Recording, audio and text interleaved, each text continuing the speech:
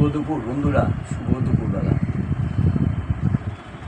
যাই হোক, চলে এলাম প্রতিদিনের মতো। আর প্রতিদিন আর বলতে পারি না, কারণ ওষুধ দিতে পারি না। হ্যাঁ, যখন যেমন যেমন সময় পাই তখন তেমন দিতে হয়, তেমন সবাই জেনে গেছে। যাই হোক, সবাইকে জানাই শুভ দুপুর শুভেচ্ছা। দেখছো, আমি তো কিন্তু খালি চোখে দেখছি, যেহেতু চশমা তৈরি করতে দেওয়া তৈরি এখন হয়নি, যার জন্য খালি চোখেই দেখছি। ওটা পড়বে নাকি?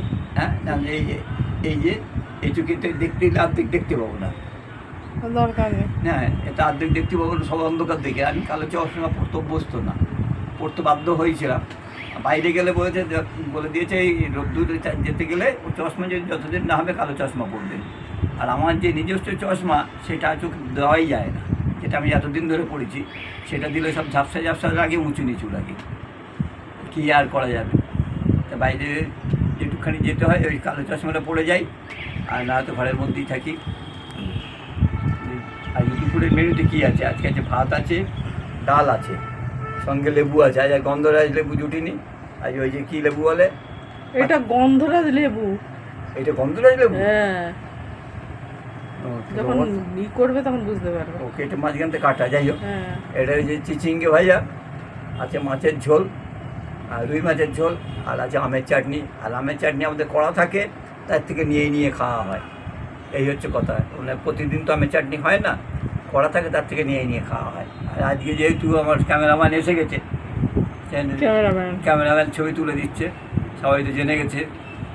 কেন আমাকে ক্যামেরাম্যান বলতো কে একজন এসে, দেবব্রত না কি দেবদূত না কি একটা নামটা। মোটামুটি ইউটিউবের দৌলতে তবু কতগুলো নাম পেয়েছে। হ্যাঁ, ক্যামেরাম্যান, তারপরে।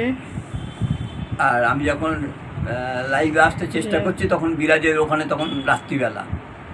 সকালবেলা যখন লাইভ করতে চেষ্টা করি তখন হচ্ছে বিরাজ ওখানে রাত্রিবেলা। আমি আশাও করি না সেই সময় রাত্রে ঘুম থেকে উঠে লাইভে যায়। অন্ধের যষ্টি মনে পড়লো আর কি। হ্যাঁ, মনে পড়ছে দেখবেন না, যেটা সত্যি কথা সেটা বলতে হবে না।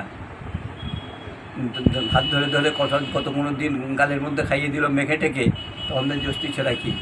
এবং রীতিমতো মাথায় দিয়ে চান করিয়ে দিয়ে গা মুছিয়ে দেওয়া, তো অন্ধের যষ্টি ছাড়া কি, এটা সত্যি, সেটা স্বীকার করে নিতে হবে না। হ্যাঁ, যার নাম বলার বলে দিয়েছি প্রত্যেকদিন। ফাঁক রয়েছে কিন্তু। হ্যাঁ, এই দিকটা এর মধ্যে পড়বে না তো, এটা আটকে গেল তো। সকালবেলা যে নাম বলেছি আমি, আর দুপুরবেলা আর নাম বলছি না। আর দু একজন দেখলাম নতুন এসছে, ভালো দেখলাম। একজন তো বললো ময়মনসিং থেকে এসছে, আর একজন বাংলাদেশি কোথায় একটা। হ্যাঁ হ্যাঁ, অ্যাসিড আসছে। যারা নতুন এসছে তাদের অনেক অনেক ধন্যবাদ। ওই কানে আসে তোমার কথা, রান্নাঘরে কাজ করিয়ে তোমার কানে আসে। কেন কথা হচ্ছে, আমার সাবস্ক্রাইবার এখন মাইনাসে চলছে, কোনো দুঃখ নেই আমার তার জন্য। না, এর আগের বার তো হলো তাই মাইনাসে চলছে, আমি আবার ঠিকঠাক করে বসে পড়লে আবার ওটা প্লাস হয়ে যাবে। হ্যাঁ, ও তোমার একটু পাঁপড় ভাজা দিতে ভুলে গেছি। আমি ওই তোমাদের ওই ব্যাট পাঁপড়ের ভক্ত আমি না। এমনি পাঁপড়, তুমি যে পাঁপড় খাবে তাহলে তোমাকে আনতে হবে। হ্যাঁ, দেখি পাঁপড় করাটা দেখি, ভাবি কি করবো ওটা কখন বাবা করেছো, পাঁপড়টা আর করতে হবে না। অনেক কিছু কি না করিনি বলো। সবকিছু করেছো তো, ফুচকা থেকে আরম্ভ করে সবকিছুই করেছো। ফুচকা করেছি, মোগলাই করেছি, এগরোল করেছো। এগরোল, এগুলো তো সহজ, সবই করেছো। আর ওই পাঁপড় বার করতে হবে না।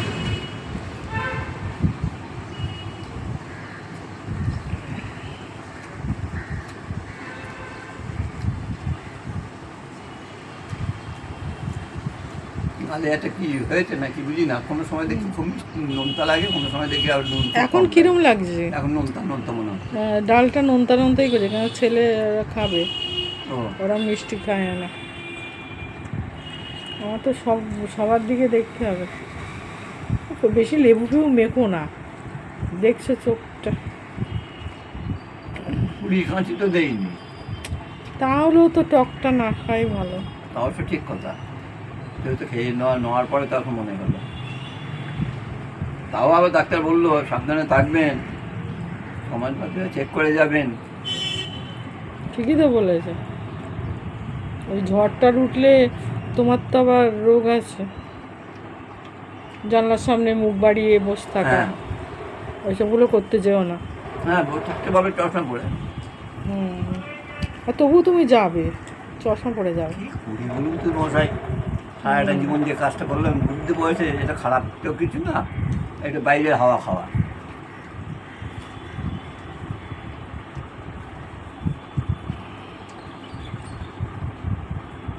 মাছের ঝোল সুবীরবাবুর শরীরটা খারাপ বলছিল। তাই নাকি? দাদার শরীর খারাপ? কি কি কি হয়েছে? যা গরমে মনে হয়।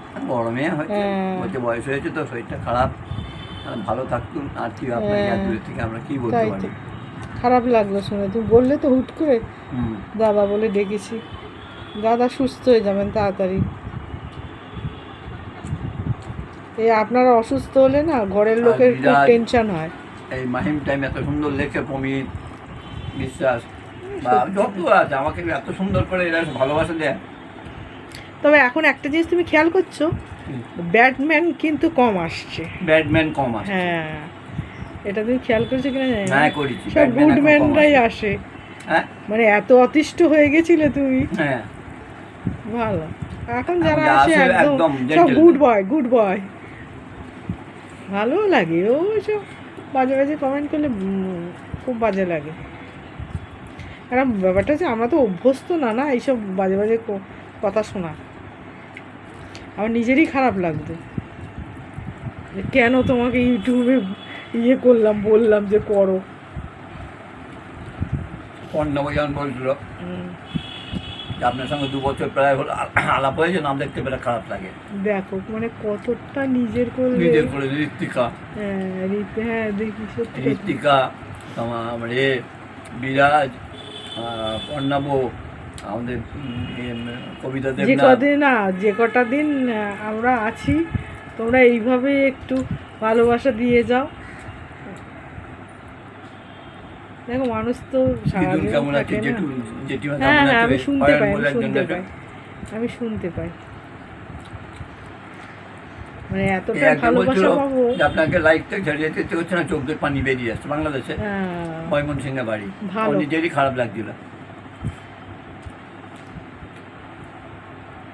বাংলাদেশের লোকেরা ওদের 100 বার ভালো। খুবই ভালো। ওদের আতিথেয়তা মানে শুনেছি, গল্প শুনেছি, মানুষজন গেলে এত আপ্যায়ন করে, মানে আমাদের ধারণার বাইরে।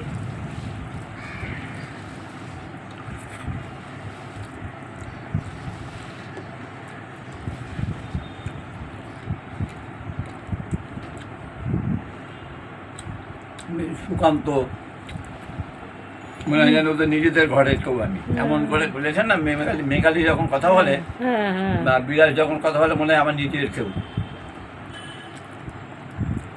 পর্ণব বললাম, পর্ণবর কথা পর্ণবর কথাটা, পর্ণবকে নিয়ে কেউ বিরাজকে নিয়ে আবার মানুষের হিংসেও করে।